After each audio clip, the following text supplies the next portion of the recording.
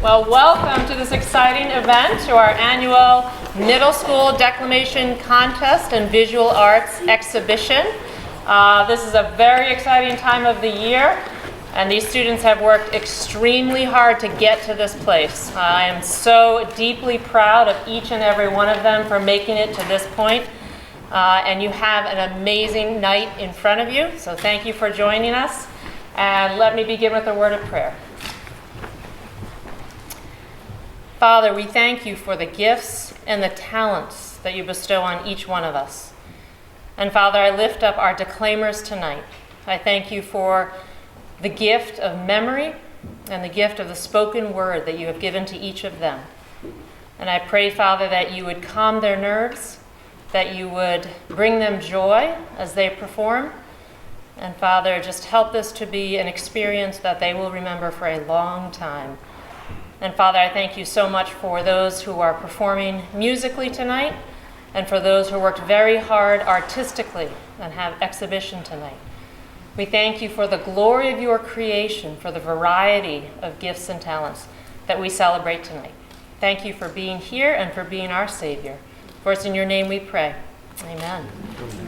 And without further ado, I introduce to you our MC, Mr. Brad Brumler.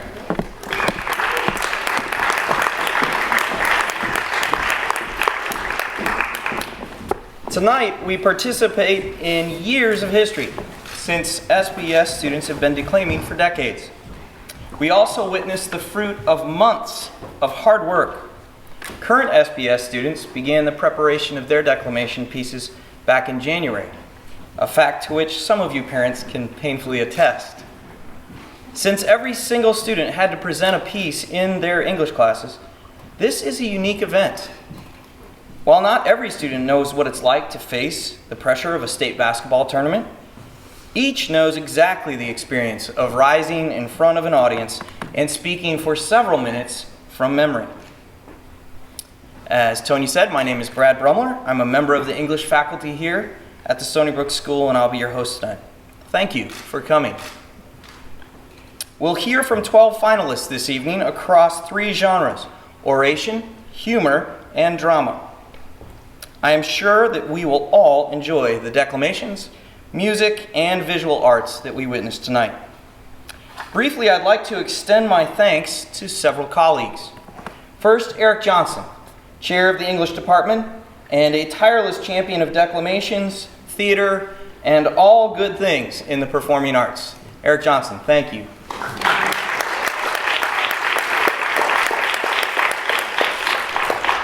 Second, our other English colleagues who have diligently guided students through the process of selecting and performing their pieces. These teachers also spent hours judging the semifinal round that produced tonight's finalists. Third, my wife, Alicia Brumler, has put in many hours coordinating this middle school declamation this year, and I'm grateful for her work as well. And lastly, to our colleague in the Alumni and Development Office, Franny Pistel, for arranging our guest judges. Thank you. Before we begin the competition, I would like to introduce our distinguished panel of judges. Judges, please stand as I introduce you. Let's begin by welcoming back an alum of the school, Chris Atkinson.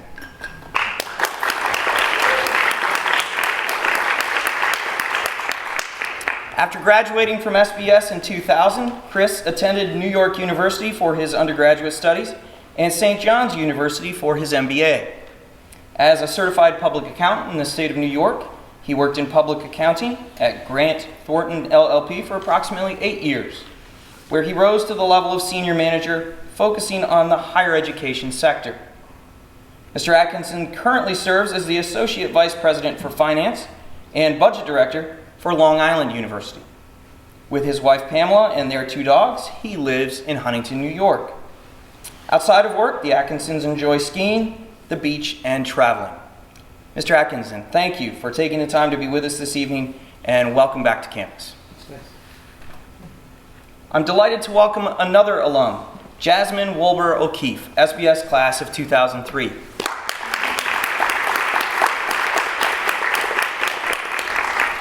Following high school, Ms. O'Keefe went on to earn a degree in architecture from Boston Architectural College.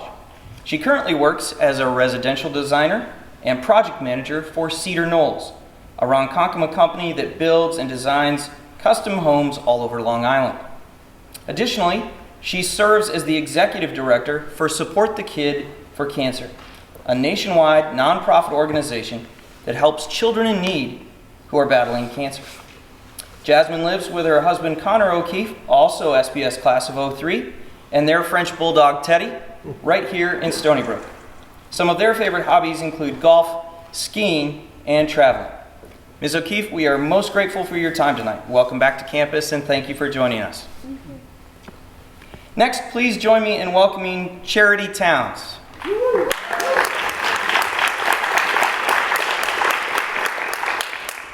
Ms. Towns attended Hampton University, where she majored in history. She is currently a program coordinator at CUSAC, Quality Services for the Autism Community. CUSAC provides services to individuals with dual diagnoses, intellectual disabilities, and psychiatric diagnoses. Apart from her occupation, Charity is also the praise and worship leader at Christ Baptist Church of Coram, New York. Ms. Towns is mother to one amazing daughter, Zoe. She is also wife to our very own Mr. Stephen Towns, the resident SBS fitness guru, champion of the weight room, and assistant athletic director. Ms. Towns, thank you for joining us tonight and giving us your time. It is much appreciated. Finally, please welcome with me Raywin Whiteley.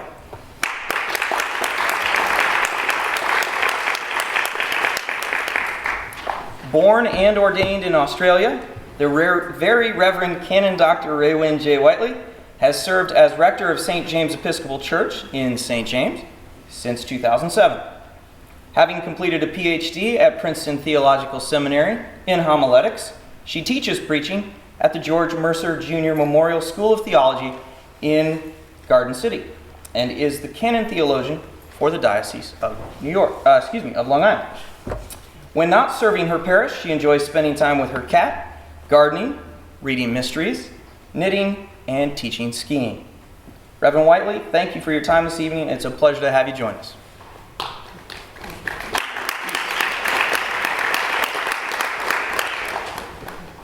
Judges, we again thank you and trust that you will have a most difficult set of decisions to make a little bit later on. Again, there will be 3 categories of declamation tonight: oration, humor, and drama. One winner will be selected from each category and will receive a prize of $100 cash. Between each category, there will be a musical interlude. Tonight's first category is oration. In 1999, the famed author and Holocaust survivor Elie Wiesel reflected on the upcoming end of the extremely violent 20th century. In his speech, The Peril of Indifference, he particularly contemplated the fact that we humans often cannot trouble ourselves with others' suffering. When we're tempted to ignore their desperate plight so we can live a normal human life, Wiesel warns that we risk actually dehumanizing ourselves. 9th grader Judy Tao will present a selection from Wiesel's speech. Please welcome Judy Tao.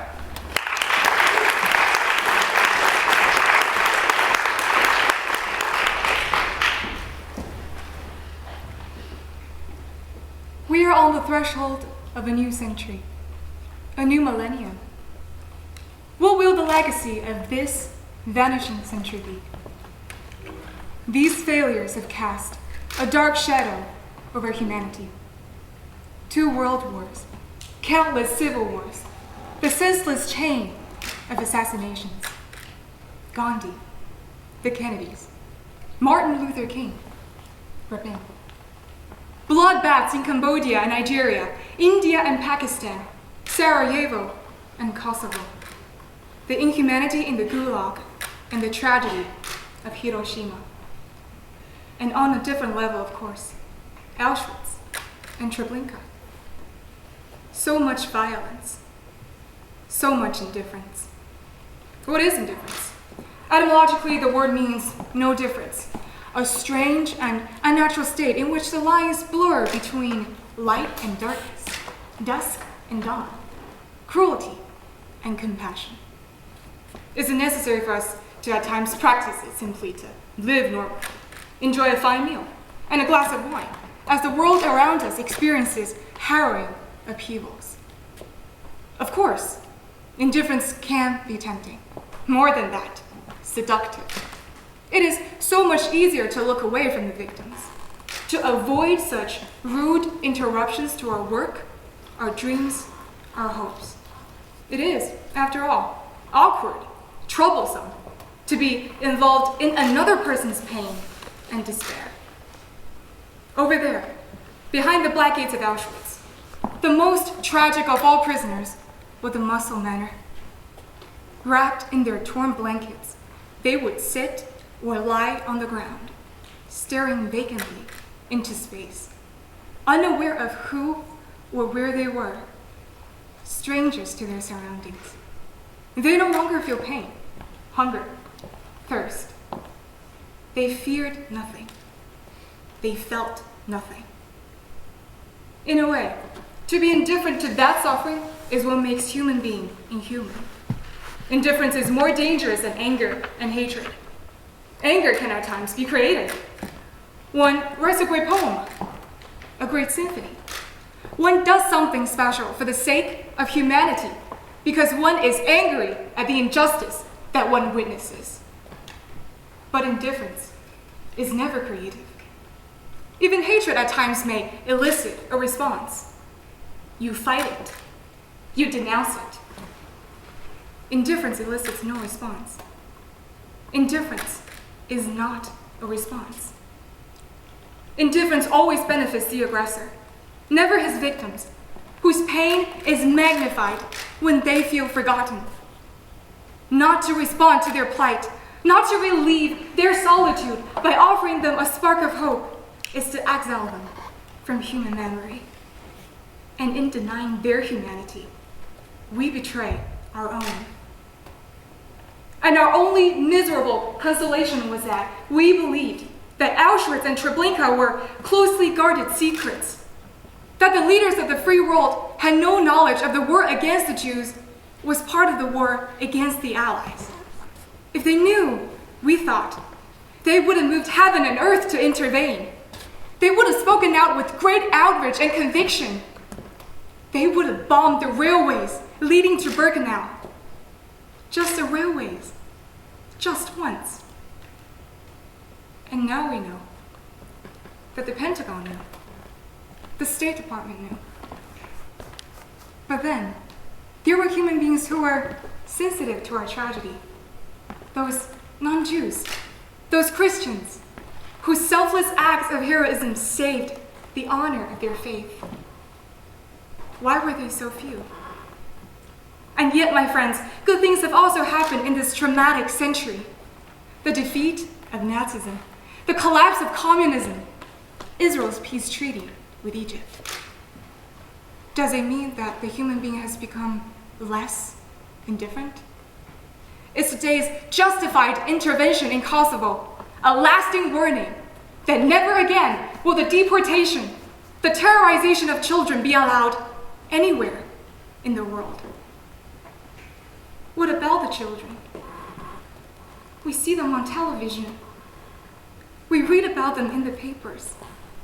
And we do so with a broken heart. Their fate is always the most tragic, inevitably. We see their faces, their eyes. Do we hear their pleas? Do we feel their pain, their agony? Every minute, one of them dies of disease, violence, famine. Some of them, so many of them, could be saved. And so, once again, I think of the young Jewish boy from the Carpathian Mountains. He has accompanied the old man I've become throughout these years of quest and struggle. And together, we walk towards a new millennium, carried by profound fear and extraordinary hope. Thank you.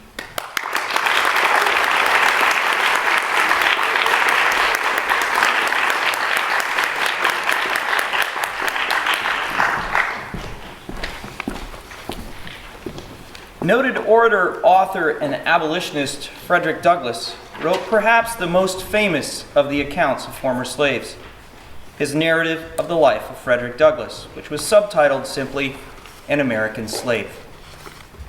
In it, he describes his life of slavery under a variety of masters, including a year-long stint under Mr. Covey, who was noted for his ability to break the will of the slaves. From Mr. Covey's plantation near the banks of the Chesapeake Bay, Douglass often would stare and consider his bondage. In the second half of this selection, presented by 7th grader Asher Voros, Douglass raises an ecstatic song to God himself, pleading for his freedom. Please welcome Asher Voros.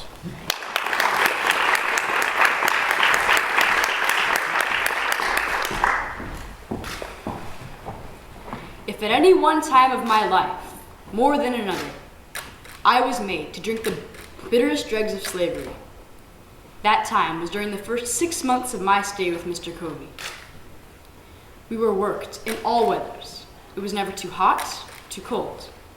It could never rain, blow, hail, or snow too hard for us to work in the field. Work, work, work was scarcely more the order of the day than the night. The longest days were too short for him, and the shortest nights were too long for him. I was somewhat unmanageable when I first went there, but a few months of this discipline tamed me. Mr. Covey succeeded in breaking me. I was broken in body, soul, and spirit. My natural elasticity was crushed. My intellect languished. The disposition to read departed. The cheerful spark that lingered about my eye died. The dark night of slavery closed in upon me, and behold, a man transformed into a brute. Sunday was my only leisure time. I spent this in a sort of beast-like stupor between sleep and wake under some large tree. At times I would rise up. A flash of energetic freedom would dart through my soul, accompanied with a faint gleam of hope that flickered for a moment and then vanished. I sank down again, mourning over my wretched condition. I was sometimes prompted to take my life, and that of Covey, but was prevented by a combination of hope and fear.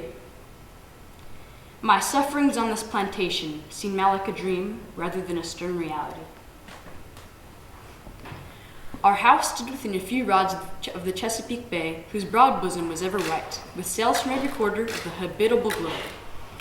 Those beautiful vessels, robed in the purest white, so delightful to the eye of freemen, were to me so many shrouded ghosts to terrify and torment me with thoughts on my wretched condition. I have often, in the deep stillness of a summer Sabbath, stood all alone upon the lofty banks of that noble bay, and traced, with saddened heart and tearful eye, the countless number of sails moving off to the mighty ocean. The sight of these always affected me powerfully. My thoughts would compel utterance, and there, with no audience but the Almighty, I would pour out my soul's complaint in my rude way to the moving multitude of ships. You are loosed from your moorings and are free. I am fast in my chains and am a slave. You move merrily before the gentle gale, and I sadly before the bloody whip.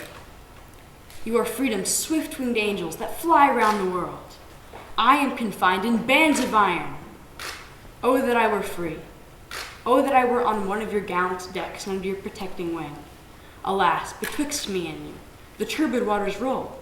Go on, go on. Oh, that I could also go. Could I but swim? If I could fly. Oh, why was I born a man of whom to make a brute?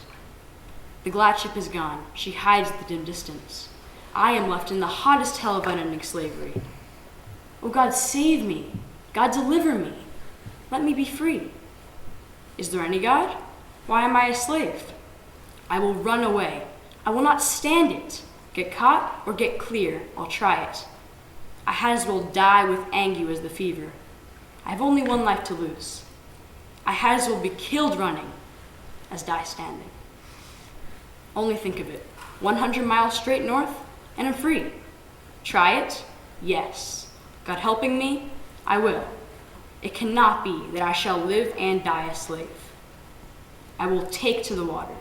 This very bay shall yet bear me into freedom. The steamboat steered in a northeast course from North Point. I will do the same, and when I get to the head of the bay, I will turn my canoe adrift and walk straight through Delaware into Pennsylvania. When I get there, I shall not be required to have a pass. I can travel without being disturbed. Let but the first opportunity offer, and come what will, I am off. Meanwhile, I will try to bear up under the yoke. I'm not the only slave in the world. Why should I fret? I can bear as much as any of them. Besides, I am but a boy, and all boys are bound to someone. It may be that my misery in slavery will only increase my happiness when I get free. There is a better day coming.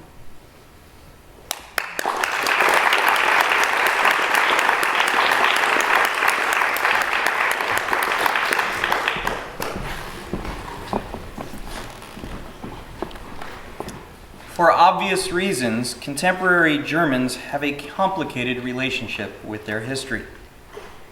How should those who were young or unborn in the 1930s and 40s react to the horrors of Nazism and the Holocaust?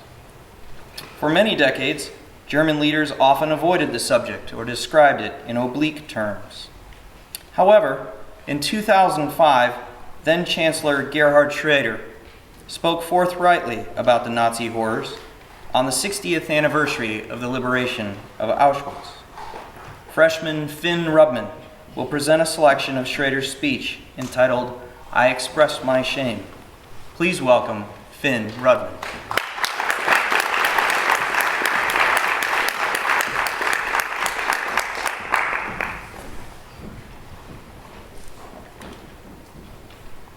Survivors of Auschwitz-Birkenau, ladies and gentlemen, I would like to thank the International Auschwitz Committee for the invitation to speak to you here today. In my estimation, an invitation of this kind is still not something that can be taken for granted. It would be fitting for us Germans to remain silent in the face of what was the greatest crime in the history of mankind. Words by government leaders are inadequate when confronted with the absolute immorality and senselessness of the murder of millions. We look for rational understanding of something that is beyond human comprehension. We seek definitive answers, but in vain. What is left is the testimony of those few who survived and their descendants. What is left are the remains of the sites of these murders and the historical record. What is left also is the certainty that these extermination camps were a manifestation of absolute evil. Evil is not political or scientific category. But after Auschwitz, who could doubt that it exists, and that it had manifested itself in the hate-driven genocide carried out by the Nazi regime? However, noting this fact does not permit us to circumvent our responsibility by blaming everything on a demonic Hitler. The evil manifested in the Nazi ideology was not without its precursors. There was a tradition behind the rise of this brutal ideology and the accompanying loss of moral inhibition. Above all, it needs to be said that the Nazi ideology was something that people supported at the time, that they took part in putting into effect. Now, 60 years after the liberation of Auschwitz by the Red Army, I stand before you as the representative of a democratic Germany. I express my shame for the deaths of those who were murdered, and for the fact that you, the survivors, were forced to go through the hell of a concentration camp. Chelmno, Bijets, Sobibor, Treblinka, Majdanek, and Auschwitz-Birkenau will forever be associated with the history of the victims as well as with German and European history. We know that. We bear this burden with sadness, but also with a serious sense of responsibility. Millions of men, women, and children were gassed, starved, or shot by German SS troops and their helpers. The past cannot be overcome. It is the past, but its traces, and above all, the lessons to be learned from it, extend to the present. Today, the Jewish community in Germany is the third largest in Europe.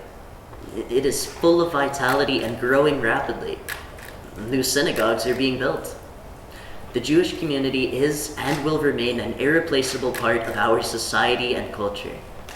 Its brilliant, as well as painful history, will continue to be both an obligation and a promise for the future. We will use the powers of government to protect it against the anti-Semitism of those who refuse to learn the lessons of the past. There is no denying that anti-Semitism continues to exist, but it is the task of society as a whole to fight it. It must never again become possible for the anti-Semites to attack and cause injury to Jewish citizens in our country or any other country, and in doing so bring disgrace upon our nation.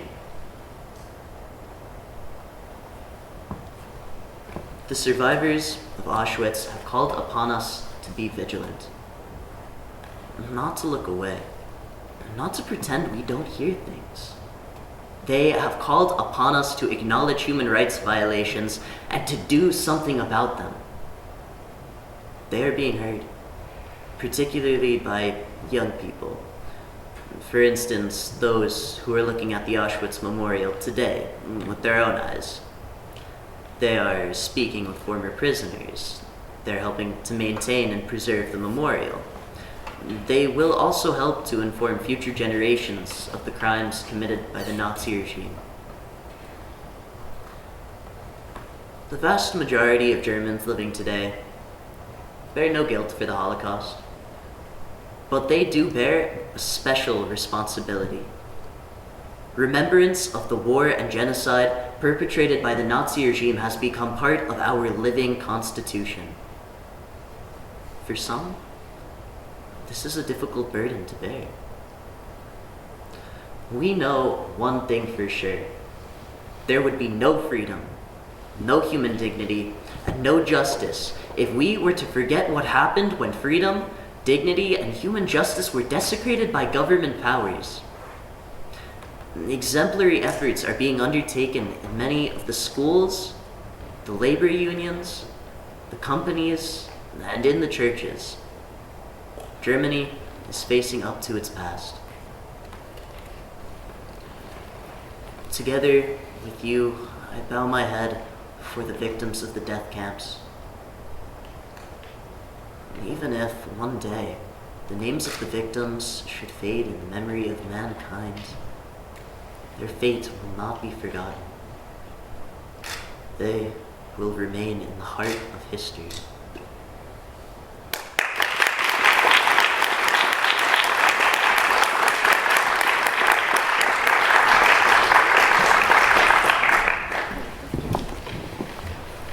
In 1985, Mikhail Gorbachev became General Secretary of the Soviet Union and gave vague hints of a softening of his country's policies. Yet the facts on the ground remained.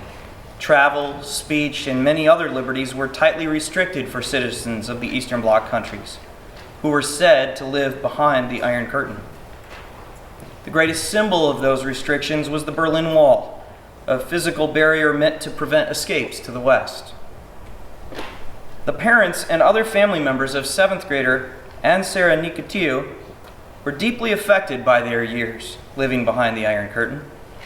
And Sarah will present a selection from President Ronald Reagan's very famous speech in 1987, given while he stood in front of Berlin's Brandenburg Gate. Please welcome Anne Sarah Nicotiu.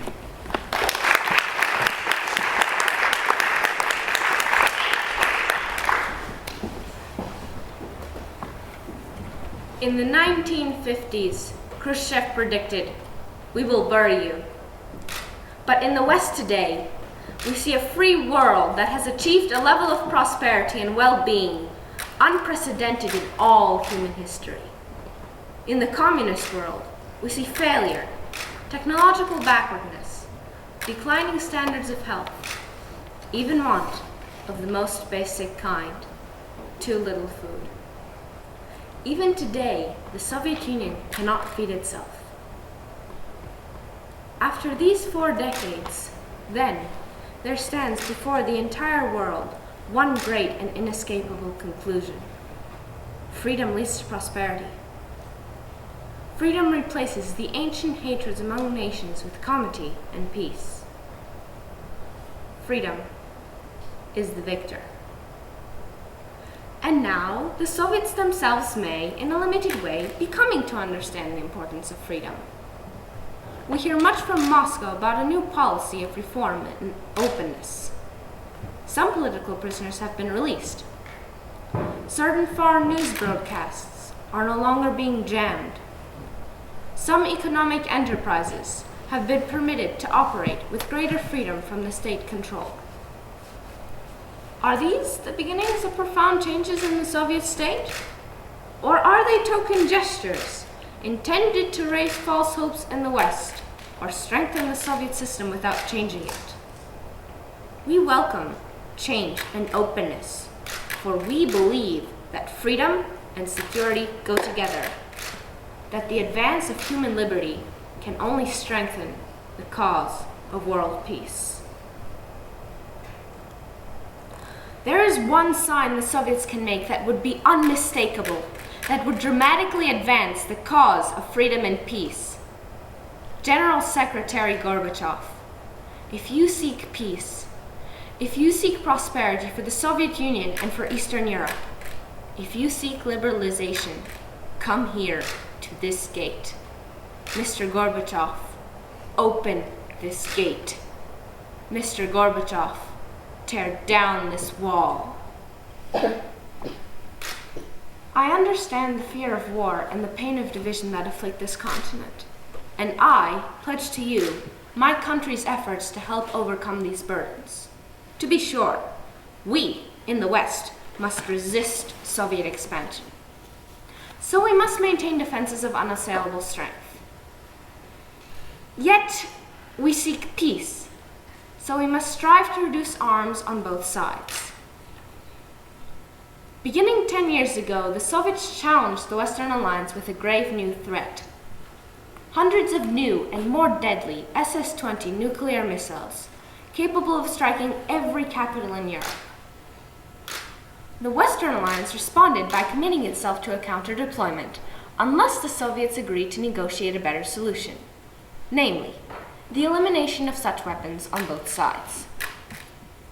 For many months, the Soviets refused to bargain in earnestness. As the Alliance, in turn, prepared to go forward with this counter-deployment, there were difficult days. Days of protest, like those during my 1982 visit to this city. And the Soviets later walked away from the table. But through it all, the Alliance held firm. I invite those who protested then, I invite those who protest today to mark this fact. Because we remain strong, we now have within the reach of possibility not merely limiting the growth of arms, but of eliminating, for the first time, an entire class of nuclear weapons from the face of the earth. But we must remember a crucial fact. East and West do not mistrust each other because we are armed. We are armed because we mistrust each other. And our differences are not about weapons, but about liberty. When President Kennedy spoke at the City Hall those 24 years ago, freedom was encircled. Berlin was under siege. And today, despite all pressure upon this city, Berlin stands secure in its liberty, and freedom itself is transforming the globe. We, in the West, stand ready to cooperate with the East to promote true openness. to break down barriers that separate people, to create a safer, freer world. And surely there is no better place than Berlin, the meeting place of the East and West, to make a start.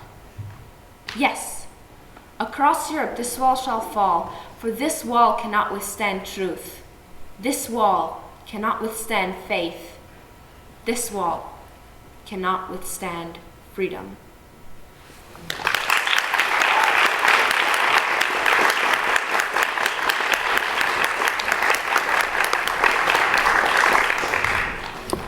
Before we move on to the humor category, we'll enjoy a musical interlude. Freshman Diana Barbacena will play selections from Frédéric Chopin.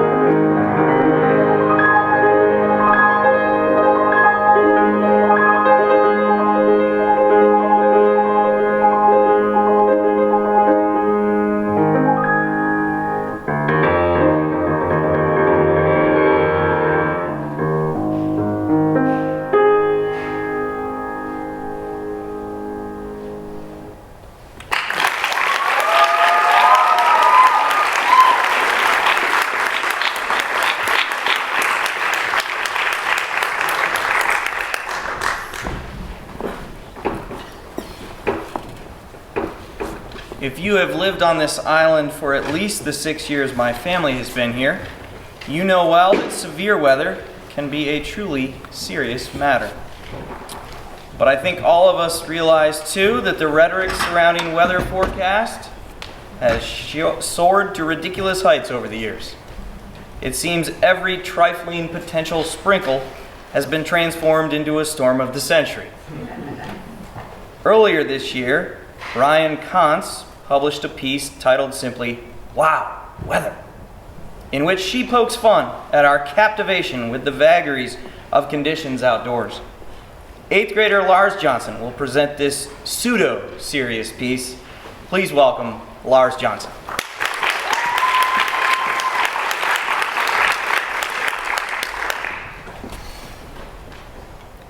Have you seen the weather? It is so much weather right now.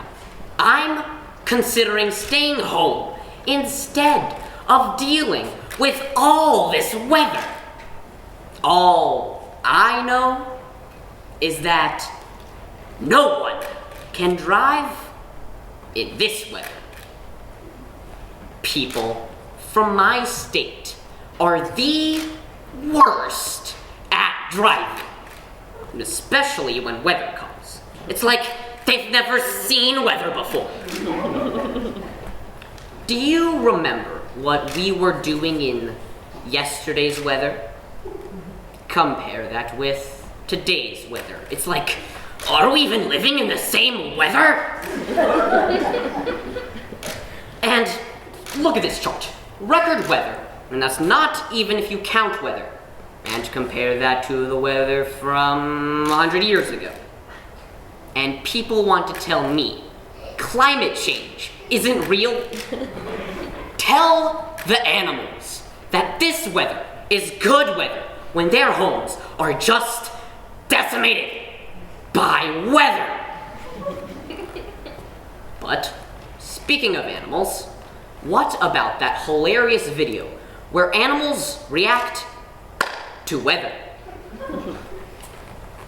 Whoops! Right into the weather. One thing I can tell you about animals and weather is that some of them like it, and some of them are dead.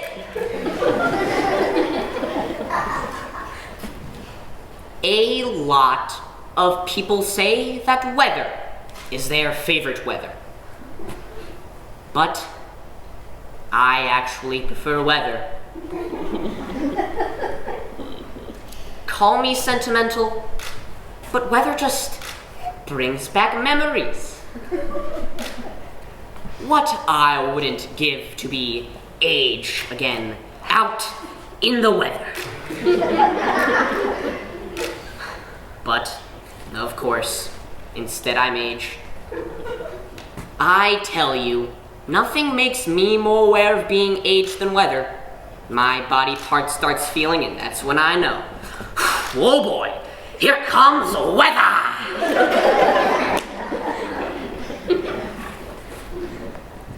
But, even I have to admit, I don't mind the weather in this month. This weather is perfect for curling up with temperature beverage. And yet, I'm already dreaming of the next weather and of doing different weather activities. Of course, once it's weather, I'll probably start missing weather. Isn't that typical? Still, everyone agrees this is way more weather than usual. Have you seen that crazy picture of the lady who opens her door only to find weather? More than expected. Or what about that vehicle out in the weather? Sheesh. Guess that's weather. Doesn't weather just make you jealous of people in location? Kicking back, relaxing, no weather in sight. Of course, if I'm being honest, I'd probably get tired of year-round weather and miss the weather. There is something to be said about the way that nature and location looks in weather. Nothing like it, really. I don't know about you, but to be honest, I'm so done with weather. Everybody in the office is temperature, and I'm just temperature. I have to wear an outfit, which is crazy because outside is weather and inside is weather twice.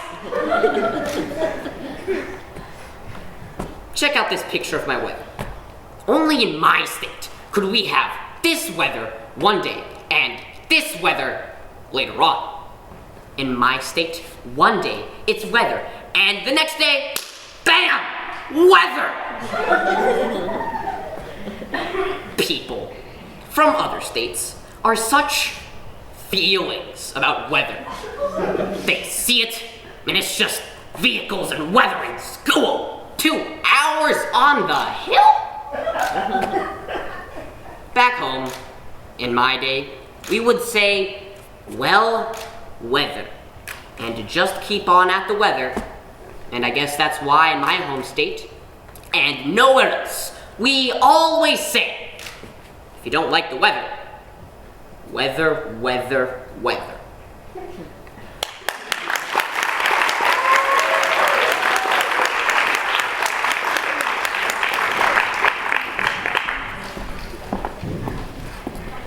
In 1936, the newly formed comedy duo Bud Abbott and Lou Costello first performed the sketch, Who's On First, in vaudeville and burlesque shows. It aired on radio for the first time in February 1938 and later became an early television hit. This beloved and zany conversation about the names of the players on a purported St. Louis baseball team is a prime example of humor based on misunderstanding. As such, you could say it stands comfortably alongside what we usually consider the more highbrow comedies of William Shakespeare. 7th grade student Tiger Winston will present this dialogue. Please welcome Tiger Winston.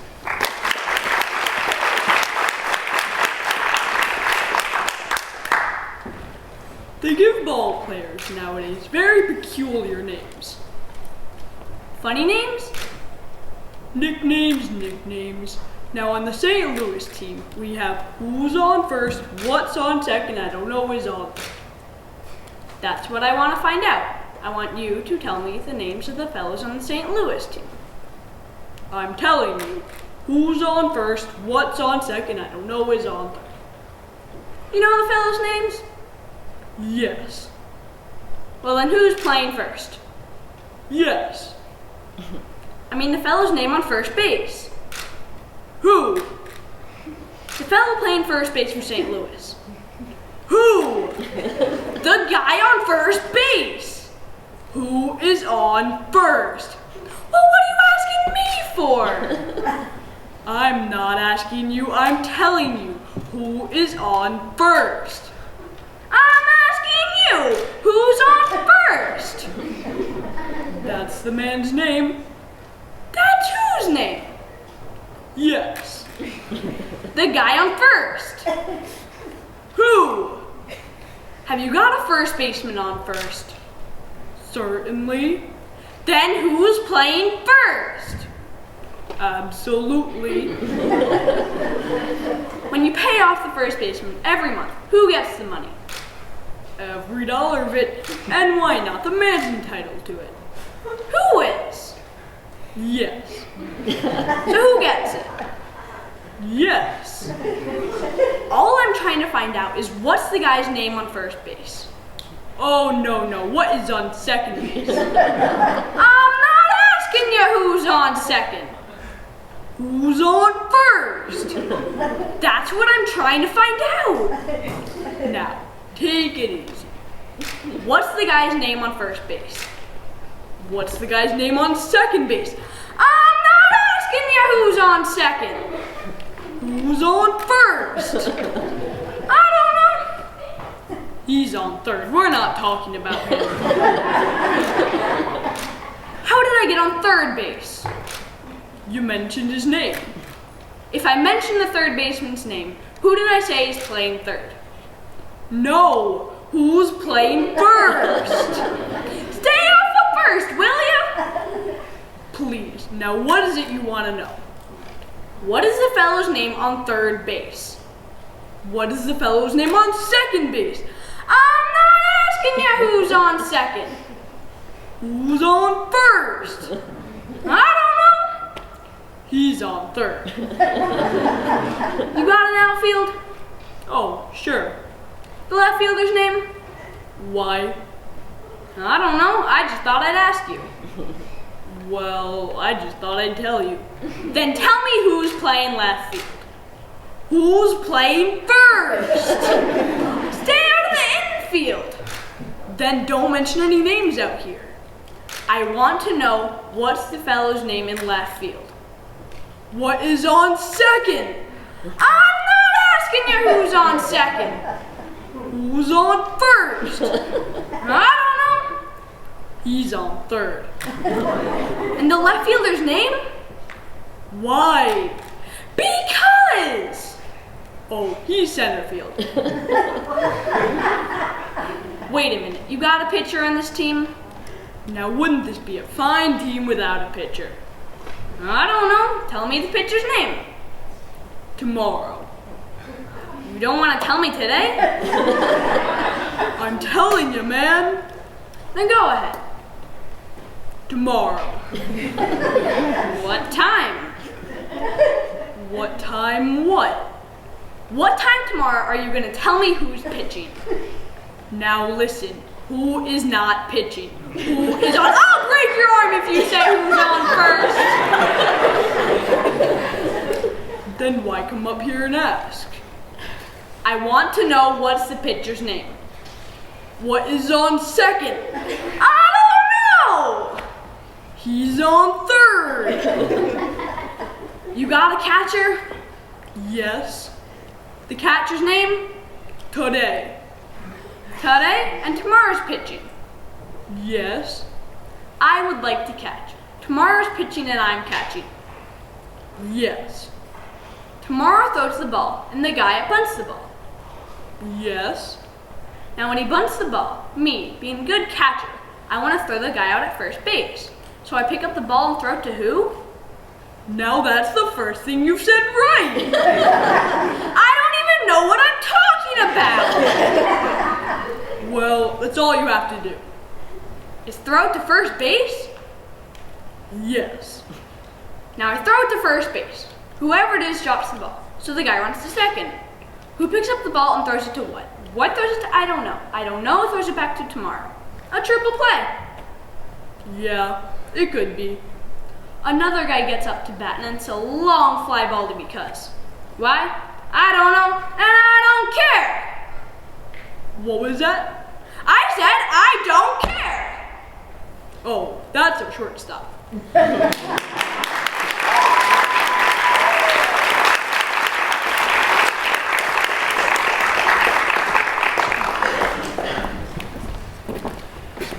Not that I would have any first-hand knowledge, but I understand from those in the know that being beautiful can be a burden.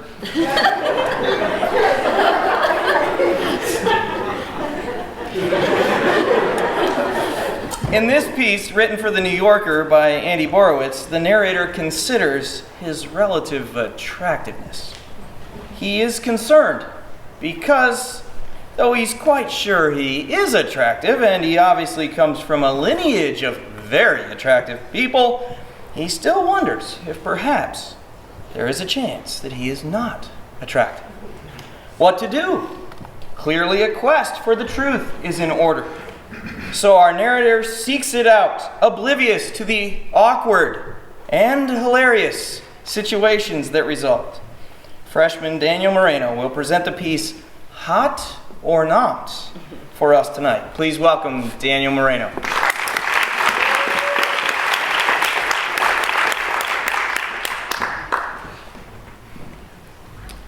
Of all the existential questions that have plagued me over the years, none has been more persistent than this. Am I hot or not? Although most evidence favors the conclusion that I am, in fact, hot, there's still a slim chance that I'm not. And that possibility transforms each day for me into an orgy of self-doubt. At times, I even envy the millions of people who are clearly not hot and know it, since they can at least get on with their lives.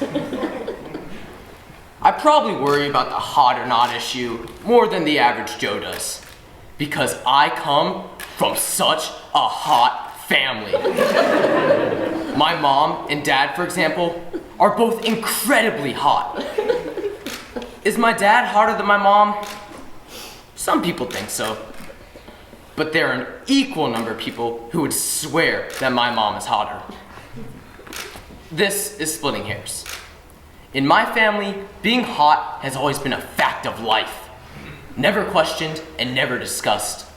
Apart from the occasional, hot is as hot does from my uncle Ezra. This is why I would never in a million years dream of asking my parents whether I'm hot or not. Besides, they'd probably feel obligated to tell me that I'm hot, even if I'm not. And I really don't feel like turning the two hottest people I know into liars. Instead, I decided to ask the people I work with at the bank. Who better to resolve this matter than the folks who see me 8 hours every day? My co-workers, my subordinates, and my new boss, Janet Gunderson, whom I didn't know all that well, but had recently come from compliance and seemed like a straight shooter. I emailed each of them a photo of me lying on a leopard skin rug, wearing a red Speedo, gazing into the camera with my smoldering bedroom eyes. It was the hottest picture of me in existence. And I say that as someone who's taken many hot pictures of himself over the years. I pressed send and waited for their responses, fully prepared to take their verdict, good or ill, like a man. When I didn't get any responses back, something told me I'd made a mistake. When security escorted me out of the bank and changed the lock on my office door, that was another sign. Only later did I realize that one's workplace, rife as it is with politics, jealousy, and petty agendas, is the wrong place to get a good read on a question that requires brutal honesty. If I wanted complete candor, I would obviously have to ask the people who had no vested interest in giving me the right answer. In other words, total strangers. And so I started accosting people on the street, knocking on doors, shimmying up drain pipes, climbing into second-story windows. But everywhere I went, all I found were hopelessly unimaginative drones, whose knee-jerk response to the question, am I hot or not, was to run to the nearest phone and call the police. Sometimes people would ask me if I was insane. I politely informed them that am I crazy or not was a question that didn't interest me in the least. From the vantage point of my prison cell, I realized that to the outside world, my quest for the truth about my hotness, or lack of it, may not seem worth the price I'm paying. But that's missing the point, I think. Socrates once said, "The unexamined life is not worth living." And even though he wasn't hot, he wasn't stupid either. Maybe I'm in this joint for a reason, and not just the reason stated in my trial. Perhaps my fellow inmates, stripped by society of every ounce of pretension and effect, are the people who will finally tell me, once and for all, whether I'm hot or not. There's one thing I've learned. There's no harm in asking.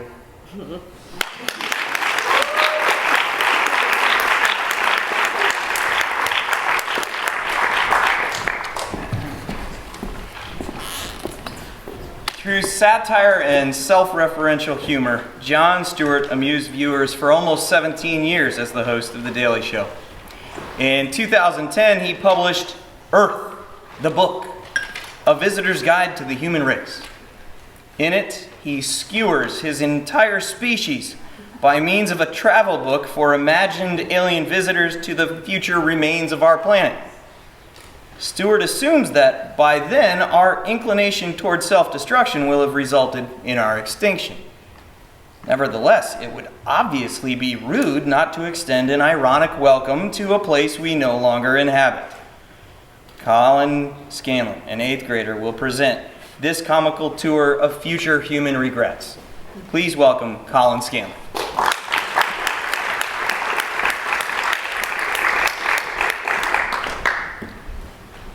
Greetings, alien brethren. Across eons of time, we extend our hands in posthumous friendship and bid you welcome to planet Earth, on not only behalf of ourselves, but the entire Viacom family. We're sorry we're not here to greet you in person. Really, really sorry. We invited you over, and you traveled who knows how many light years away to come see us. You finally get here, and we're not home. And we never will be. And we left the place a mess.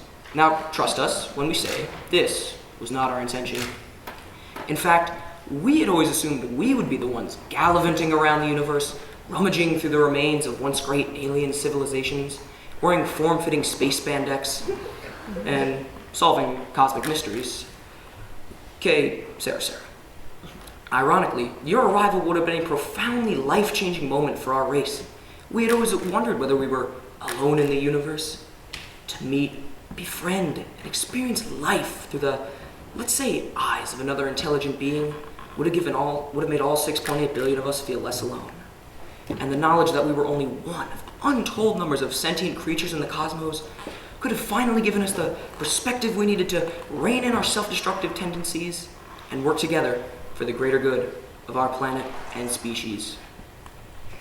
Especially if you had come to kill us. Nothing would have united us like the perceived existential threat posed by you. Not that we had to assume your intentions in coming were anything but honorable. It's just that in our own first-time experiences, they had a certain killing each other feeling out period. Of course, there were those who thought you had already visited us surreptitiously. These humans also believed that our governments, known mainly for bureaucratic incompetence, have been able to keep your alien presence the one thing they could keep masterfully secret. And we don't blame you, though. Truth be told, we thought about you a lot. We created thousands of fictional extraterrestrials in our day, most of them slight variations on the theme of us. Us with bigger heads, us as full-grown fetuses, us with animal or fish parts, really hot lady us's with a piece of metal crap on their heads just to make them look spacey. Of course, we never knew what you really looked like. Indeed, it is entirely possible that you've transcended materiality, incorporeal spirits floating through the vacuum of space, in which case, Mazel Tov. If we were still alive, we could see you as you really are, talk to you, learn from you, perhaps take you to one of our cinemas, share a laugh together watching Men in Black, cry together watching E.T., or feel incredibly awkward watching Independence Day, or Aliens, or Species, or Cloverfield. We fought you a lot in our movies, but alas, we're dead, and that will never happen. But this book is designed to be the next best thing to our actual living presence, a comprehensive history of our species and planet, all conveniently written in the universal language, American English. Consider it as a user's guide to our planet, and once you've discovered everything there is to know, as you will in the next 240 or so pages, you might even wonder what it would have been like to meet us. If so, feel free to splurge and genetically reconstitute the human race. As you'll read, you'll find a variety of our DNA stored in 2 convenient locations, Svalbard, Norway, and Trementina, New Mexico. Or just poke around. There's probably a thin layer of us on almost everything. But for now, take a load off. Pick up this book. Position your, let's say, lower extremities comfortably on one of our many level surfaces. And relax. We think you're gonna like it here. We sure did. Once.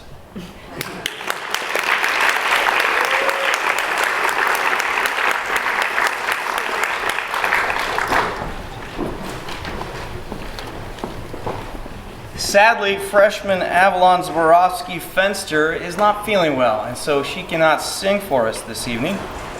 In her stead, junior Tiffany Chui, a member of our tech team, has prepared a video montage from our upper school declamations.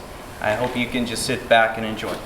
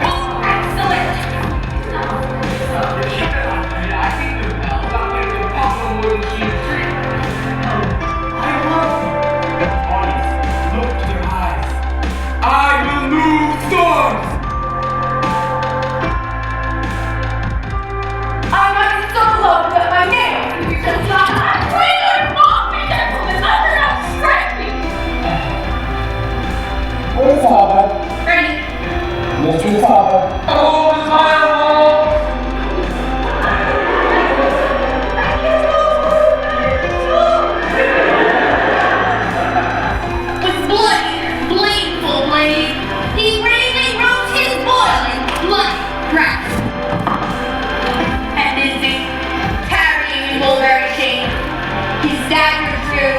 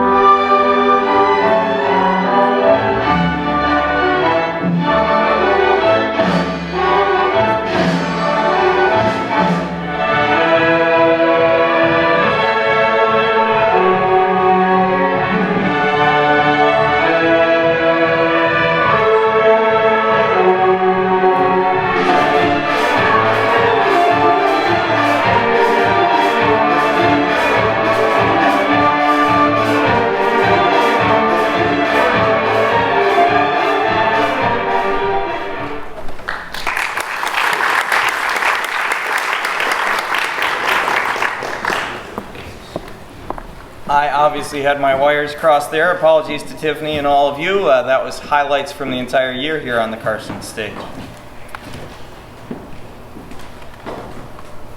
In the novel Looking for Alaska, we meet Miles Halter, a new boarding school student who is captivated by the last words of famous people.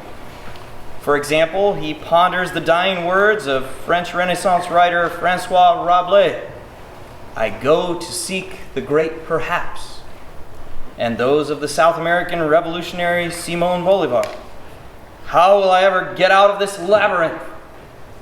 In this selection, Miles reflects on the death of his close friend, Alaska, a beautiful girl who perished in a single vehicle crash.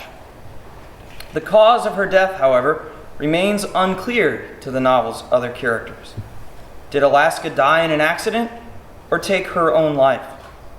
And this is just one aspect of Miles's considerations about Alaska's life and very existence.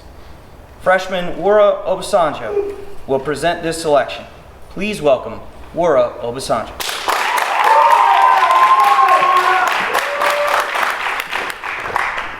Before I got here, I thought for a long time that the only way out of the labyrinth was to pretend that it did not exist. To build a small, self-sufficient world in the back corner of the endless maze. And to pretend that I was not lost, but home.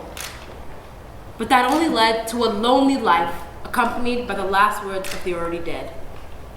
So I came here, looking for a great perhaps, for real friends and a more than minor life. And then I screwed up. And the Colonel screwed up. And Takumi screwed up. And she slipped through our fingers. And there's no sugarcoating it. She deserved better friends.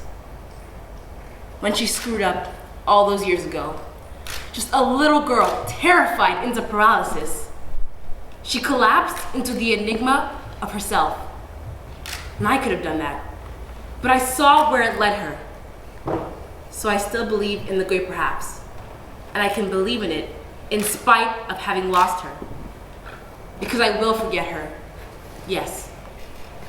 That which came together will fall apart imperceptibly slowly. And I will forget. But she will forgive my forgetting, just as I forgive her for forgetting me and the Colonel and everyone but herself and her mom in those last moments she spent as a person. I know now that she forgives me for being dumb and scared and doing the dumb and scared thing. I know she forgives me, just as her mother forgives her. And here's how I know. I thought at first that she was just dead. Just darkness, just a body being eaten by bugs. I thought about her a lot like that, as something's meal. She would soon be nothing, just the bones I never saw. I thought about the slow process of becoming bone and then fossil and then coal that will in millions of years be mined by humans of the future, and how they would heat their homes with her. And then she would be smoke, billowing out of smokestack, coating the atmosphere. I still think that sometimes, that maybe the afterlife is just something we made up to ease the pain of loss, to make our time in the labyrinth bearable. Maybe she was just matter, and matter gets recycled. But ultimately, I do not believe that she was only matter. The rest of her must be recycled too. I believe now that we are greater than the sum of our parts. If you take Alaska's genetic code and you add her life experiences and the relationship that she had with people, and then you take the size and shape of her body, you do not get her. There is something else entirely. There is a part of her greater than the sum of her knowable parts. And that part has to go somewhere, because it cannot be destroyed. Although no one will ever accuse me of being a science student, one thing I learned from science classes is that energy is never created and never destroyed. And if Alaska took her own life, that is the hope I wish I could have given her. Forgetting her mother, failing her mother, and her friends, and herself. Those are awful things, but she did not need to fold into herself and self-destruct. Those awful things are survivable because we are as indestructible as we believe ourselves to be. When adults say, teenagers think they're invincible, with that sly, stupid smile on their faces, they don't know how right they are. We need never be hopeless because we can never be irreparably broken. We think we are invincible because we are. We cannot be born and we cannot die.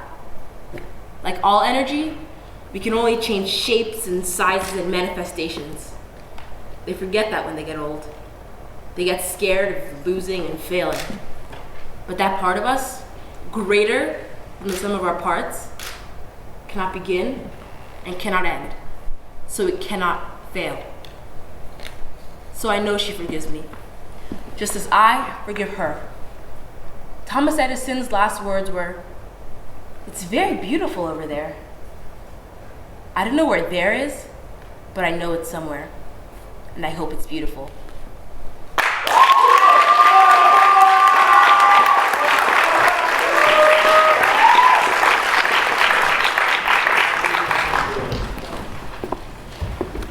Linda Sue Park published the novel A Long Walk to Water in 2010.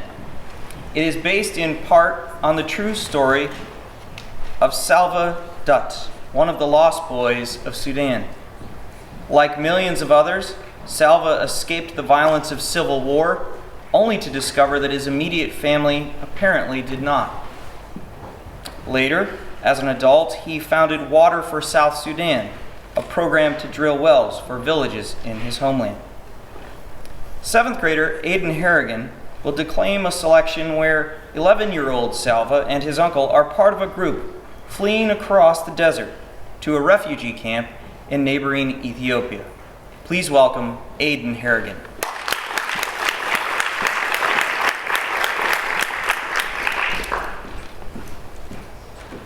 I have talked to the others here. We believe that the village of Loanadik was attacked and probably burned. Your family. Uncle paused and looked away. When he looked back again, his face was solemn. Solemn. Few people survived the attack on the village. Anyone still alive would have fled into the bush, and no one knows where they are now. Salva was silent for a moment. Then he said, "At least you'll be there for me, in Ethiopia." Uncle's voice was gentle. "No, Salva. I'm going to take you to the refugee camp, but then I will return to Sudan to fight in the war." Salva stopped walking and clutched at Uncle's arm. "But Uncle, I will have no one. Who will be my family?" Uncle gently loosened Salva's grip so he can take the boy's hand in his. "There will be many other people in the camp. You will become friends with some of them. You will make a kind of family there. They too will need people they can depend on." Salva shook his head. Unable to imagine what life would be like in the camp without Uncle, he squeezed Uncle's hand tightly. "He knows it will be hard for me. He does not want to leave me there. But he has to go back, to fight for our people. I mustn't act like a baby. I must try to be strong." Salva swallowed hard. "Uncle, when you go back to Sudan, you might meet my parents somewhere. You can tell them where I am, or you can talk to those you meet and ask for the people of Satirical now." "Of course I will do that, nephew." Salva felt a tiny spark of hope. With Uncle looking for his family, there was a chance they might all be together again one day. No one in the group had eaten anything for 2 days. Their water was nearly gone. Only the vision of leaving the desert kept them moving through the heat and the dust. Early that afternoon, they came across the first evidence that the desert was receding. A few stunted trees near a shallow pool of muddy water. The water was unfit to drink, but a dead stork lay by the pond's edge. Immediately, the group began to make preparations to cook and eat the bird. As the bird roasted, Salva could hardly keep his eyes off it. There would only be enough for a bite or two for each person, but he could hardly wait. Then, he heard loud voices. Along with the rest of the group, he turned and saw 6 men coming towards them. As the men approached, he could see that they were armed with guns and machetes. The men began shouting, "Sit down! Hands on your head! All of you, now!" Everyone in the group sat down at once. Salva was afraid of the weapons, and he could see that the others were too. One of the men walked among the group and stopped in front of Uncle. Salva could tell by the ritual scarring on the man's face that he was from the newer tribe. "Are you with the rebels?" the man asked.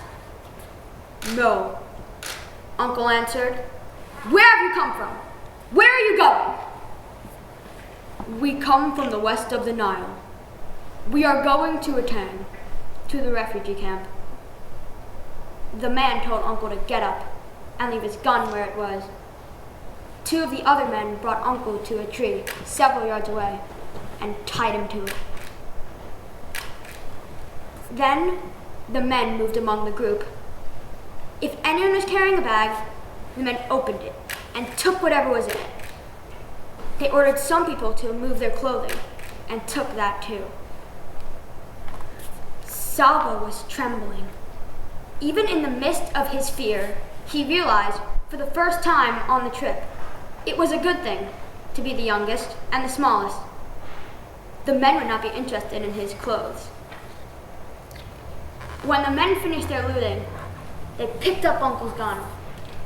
Then they walked to the tree where Uncle was tied up.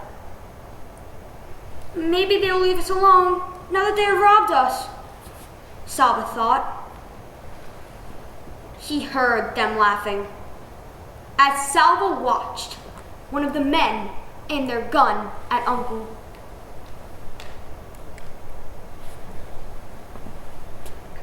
Three shots rang out. Then the men ran away.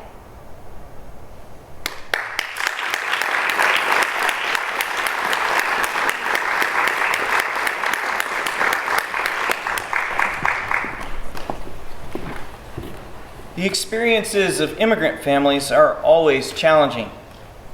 Add alcoholism and domestic violence that would scar any family in which they arise, and the case would be horrific. An Na's first novel, A Step from Heaven, centers on a Korean-American girl confronting all of these difficulties. The conflicting cultural expectations of an immigrant family, plus the drinking and angry assaults of her father. In this selection, young Ju narrates a climactic scene between herself and her mom and dad, called Uma and Appa in Korean. Freshman Margaret DiRuggiero will present this selection. Please welcome Margaret DiRuggiero.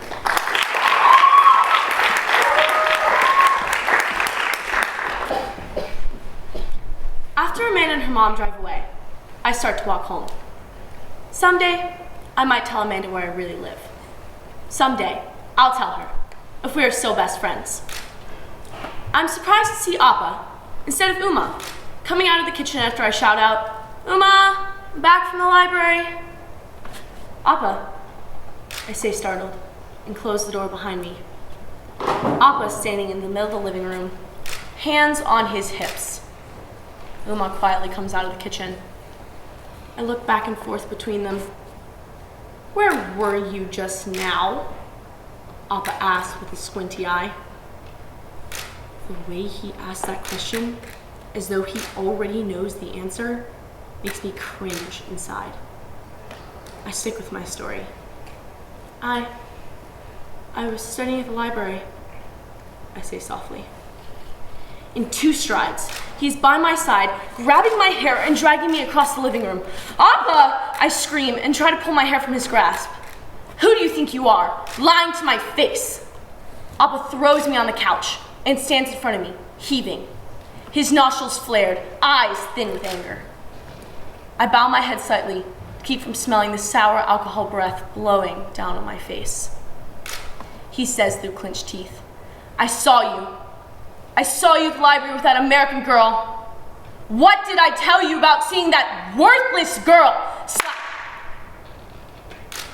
My ears ring, and the side of my face grows numb. How many times have you lied to me? Appa yells, stepping in closer. I do not answer. Stop. The force of the blow knocks me sideways on the couch, the coolness of the yellow sheet pressing against my face. You liar. Going behind my back? I cannot even trust you to obey my orders.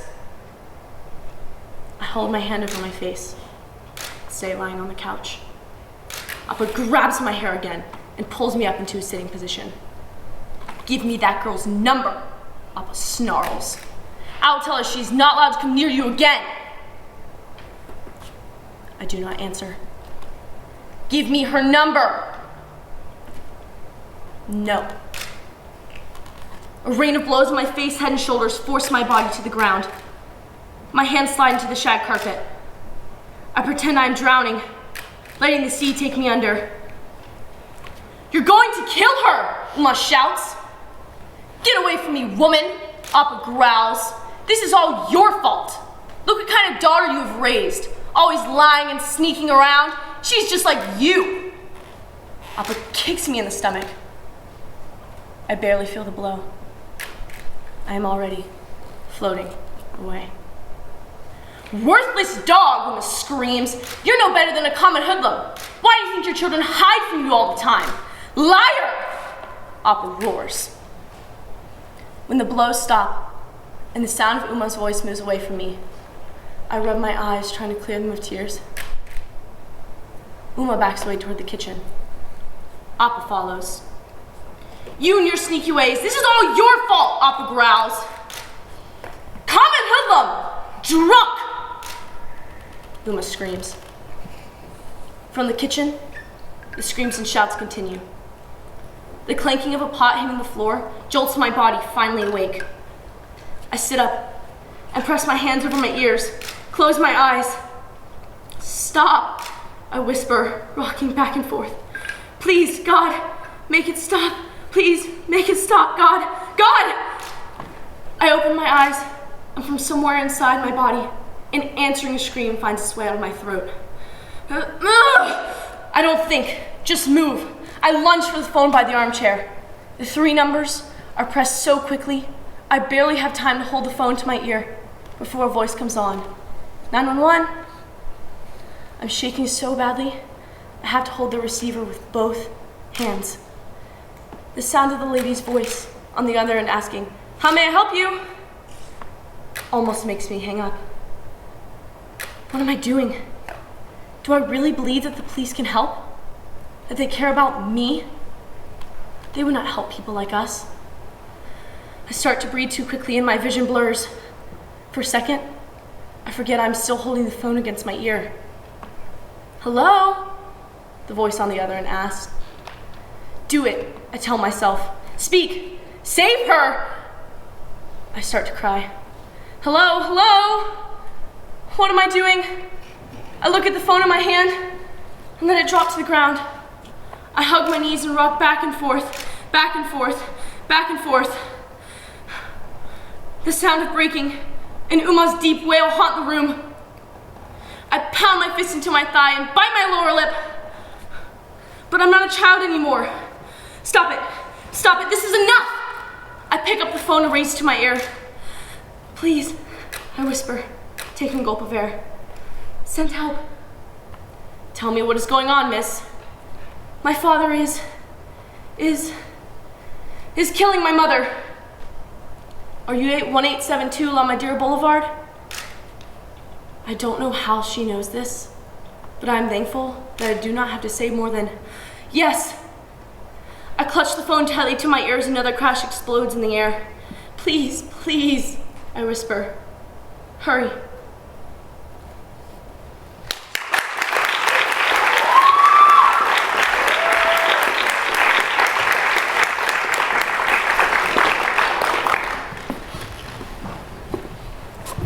In 1956, C.S. Lewis published his last novel, Till We Have Faces, which he considered his most accomplished work. Critics ever since have agreed. In the beginning of this retelling of the myth of Cupid and Psyche, where Ual, the older sister of Psyche, lodges her complaint against the gods. At this stage, her understanding is confined so that she evaluates her love and loss only through eyes blinded by envy and self. 8th grader Julia Lindo will present this selection in which we hear part of Ual's complaint to the gods. Please welcome Julia Lindo.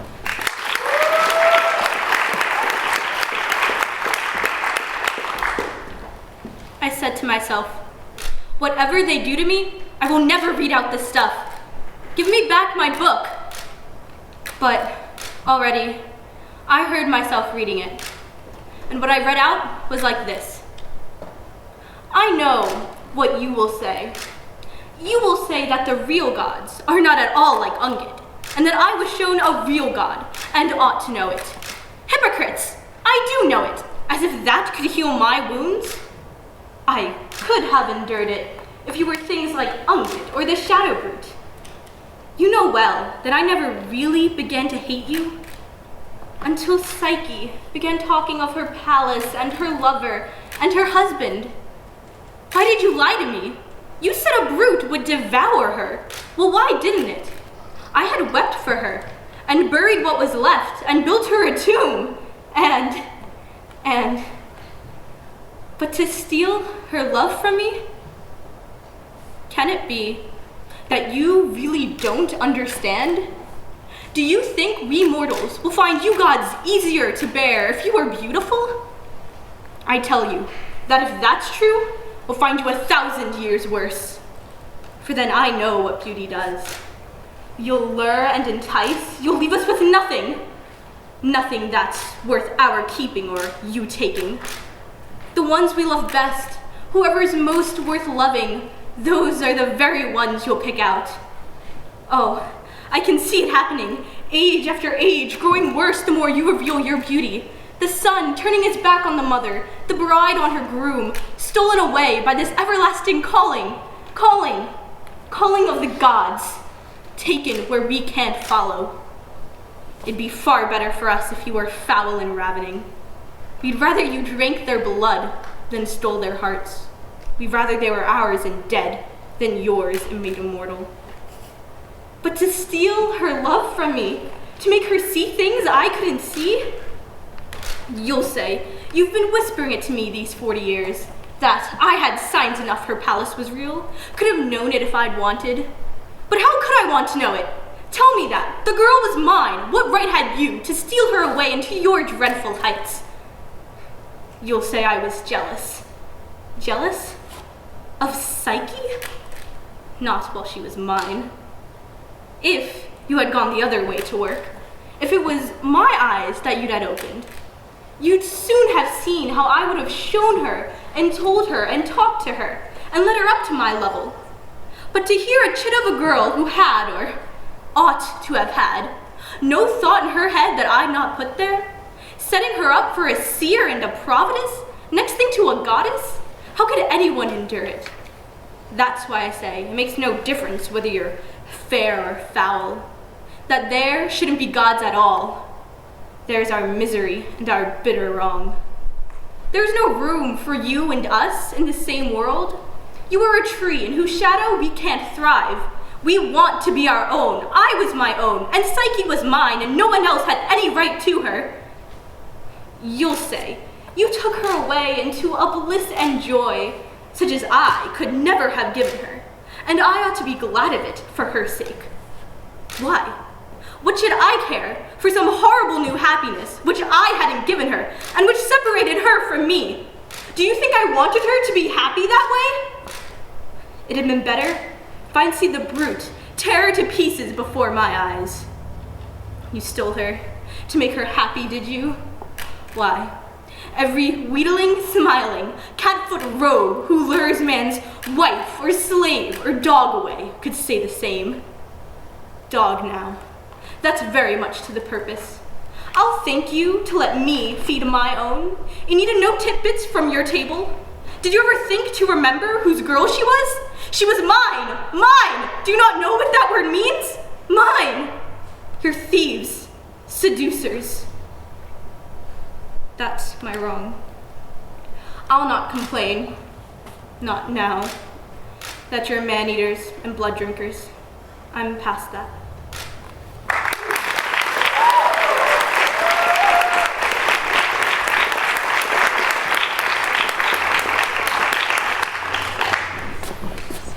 Declaimers, you're done. Well done.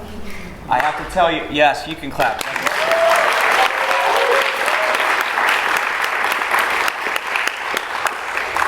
I have to tell you what a pleasure it was to read over your pieces and to prepare a few thoughts about them.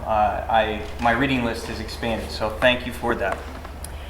In a moment, we're going to break for an intermission, but we need to do a couple of logistical items first. First thing I'd like to do is go ahead and dismiss our judges panel.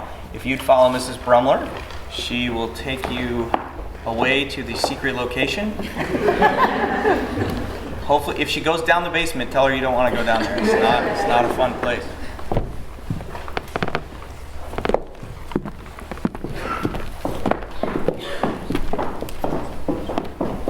The second thing I'd like to do is introduce the chair of our visual arts department, Melinda Johnson, who's going to come up and give us a few words about what awaits us in the side gallery. Melinda? I just want to invite you over to the gallery on this side of the auditorium during intermission time while the judges are deliberating.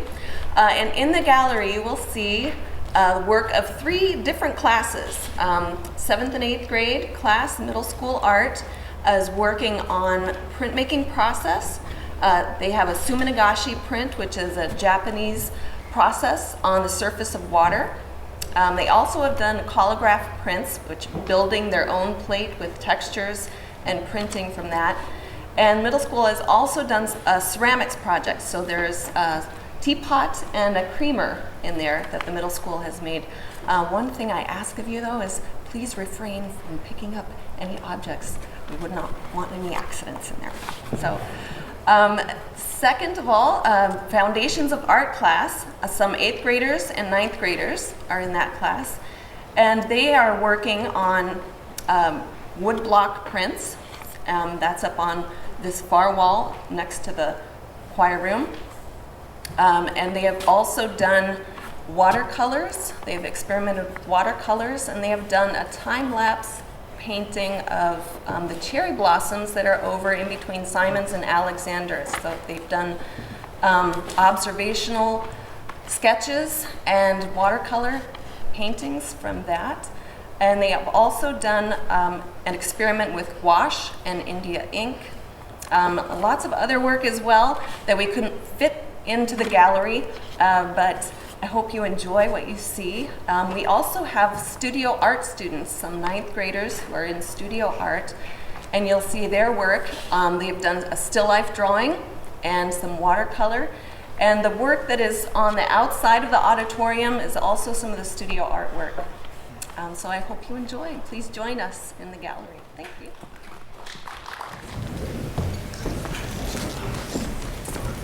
All right, welcome back. I'm sorry to say I didn't get over to see the art. I hope it was wonderful. I'm sure it was, and I'll look forward to getting over there in a bit. I would like to begin by thanking once again our judges panel. So if I could have you stand and we can acknowledge you one last time. Thank you so much for your work.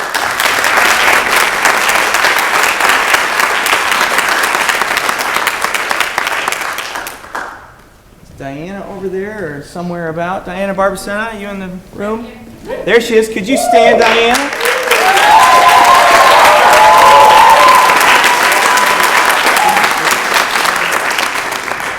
And why don't we clap for Tiffany Twee? I don't know if she's up there or not, but she did a great job on that visual montage.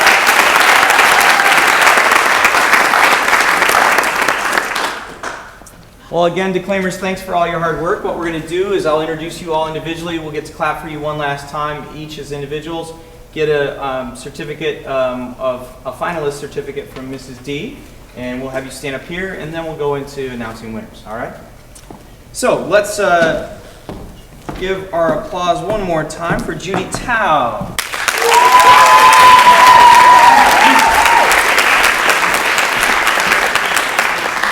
And Asher Voros.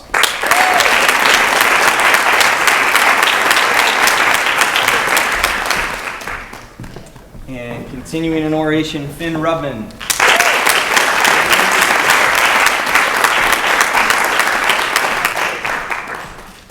And Ann Sarah Nicotillo.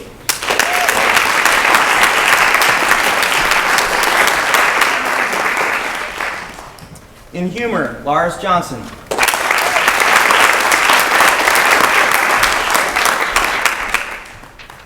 Tiger Winston.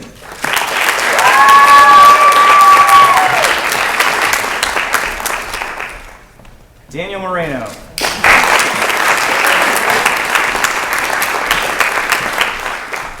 And Colin Scanlon.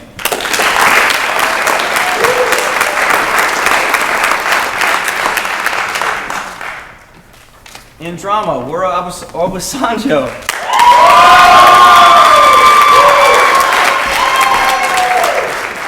Aiden Harrigan.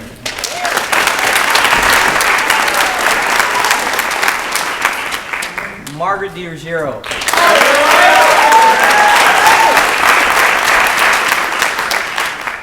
And Julia Lindo.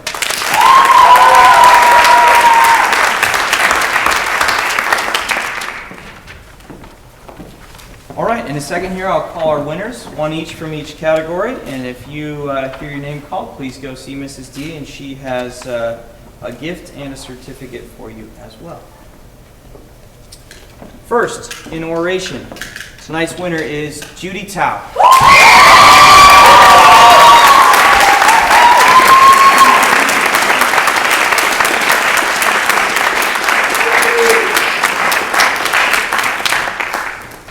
In humor, Lars Johnson.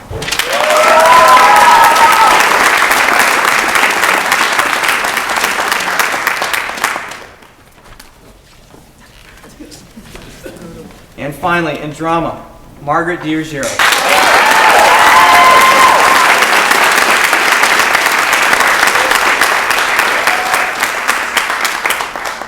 All right, so you guys need to stay put. We're going to take some photos, so you don't rush off. And if I could ask our audience members to also not rush the stage just right yet. It helps if we can get the photos sooner rather than later. So if you'd let our photographers do that and then come congratulate these folks individually, that would be wonderful. How about one last hand for our Declamation?